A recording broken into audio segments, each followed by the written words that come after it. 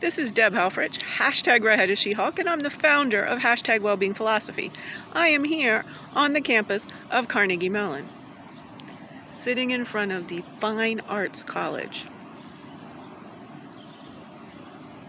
working on a scheme to stop this lifetime of being chronically neglected.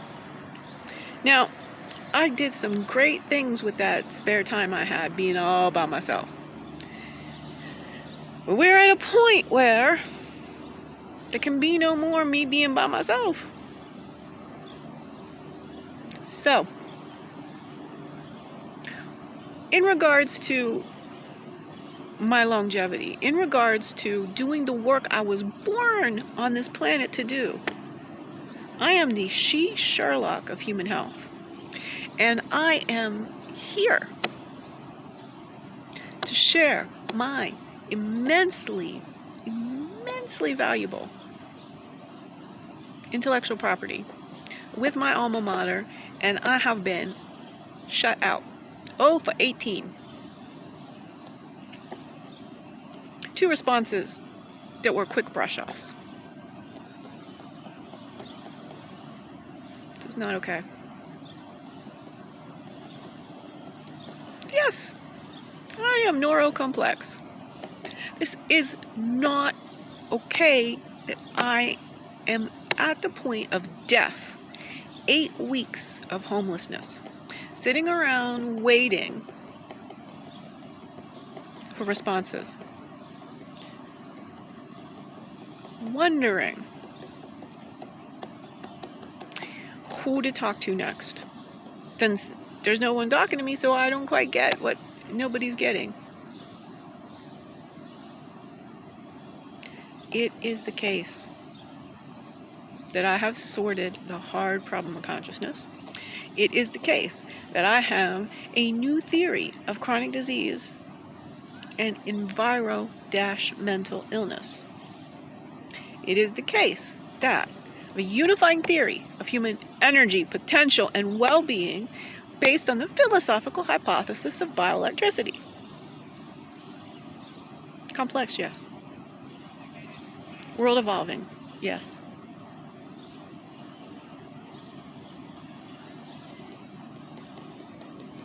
Worth dying for. It has been. Now, I don't think it should come to that, but here we are. I have no other humans in my life.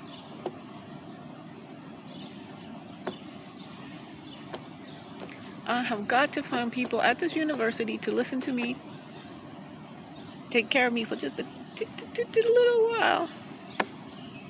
Little room and board, little internet access.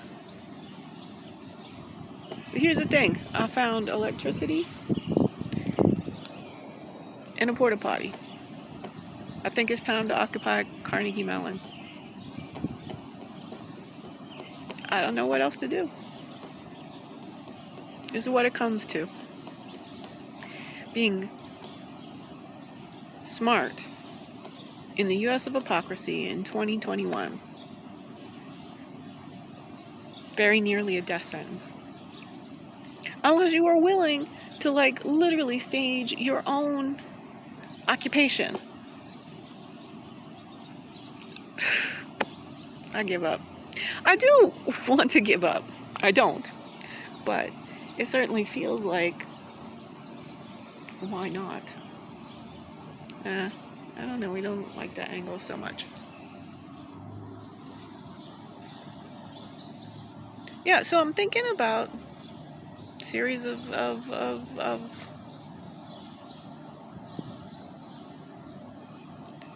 Socratic monologues.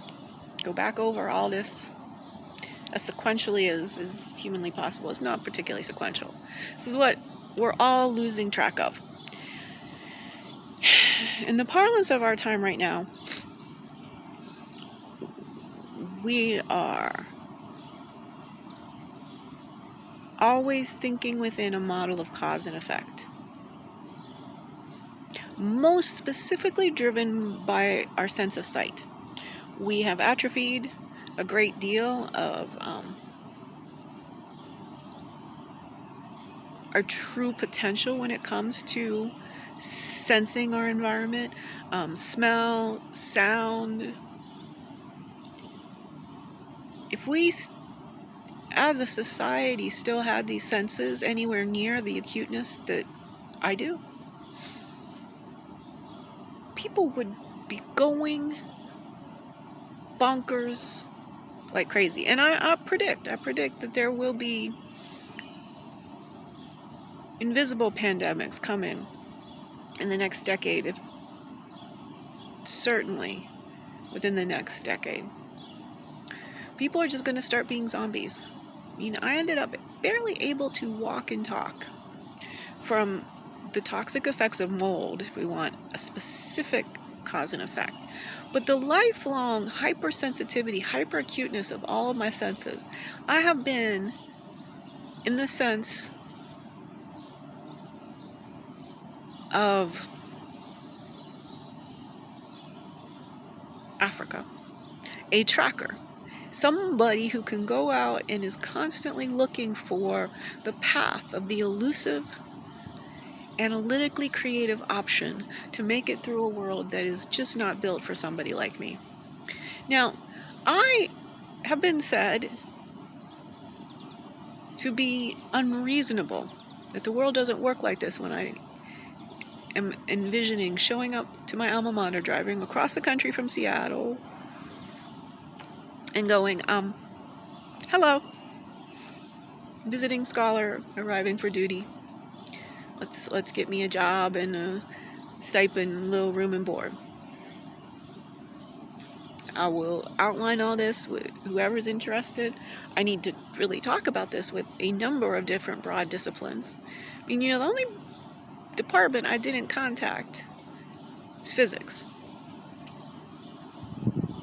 Maybe that's the elusive answer.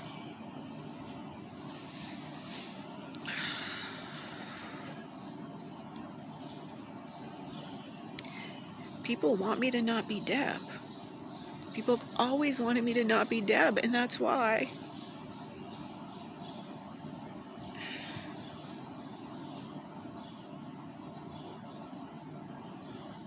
philosophically, I could have cut the spread of COVID by 1/3. Simple logic.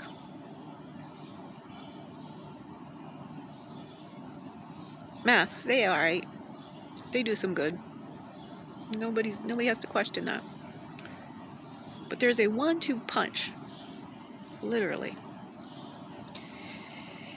If any public health organization around the world had mandated gloves. Now, I'm not a material scientist. I don't know. Does it need to be the plastic gloves, the silicone? I don't know what materials. But guaranteed, the spread was very much after the very first burst, not about being sneezed and coughed at. It was about people sneezing and coughing and touching things. It was spread via touch. Another one of our senses we've atrophied. I can't possibly see the time that I'm recording when I get this up on the YouTube. Because here I am, pondering, occupying Carnegie Mellon on June 12th, 2021. 6/12/2021.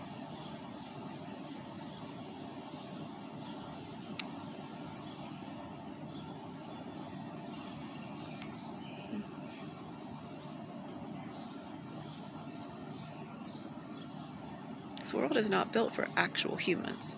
Certainly not built for humans who are full of embodied cognition. I'm telling you. I know there ain't no Nobel category. I said this in a previous video. There's no Nobel category for philosophy, and I'm gonna make them rue the day. I had a brief interaction with Herb Simon. I think I can pull it off. pull off making a discovery, at least you're not reuniting the Cartesian split. Let's put it that way. Mind, body, got to be reunited. Got to be. So, I'm going to leave you with that. Embodied cognition, Nobel Prize. And and I want to say consciousness, embodied consciousness. Embodied cognition is the sort of field of study that already exists. I read a book. I always just read one book. I tend to read one book in a broad range of different types of situations. And what's going on, sweetie? You're okay.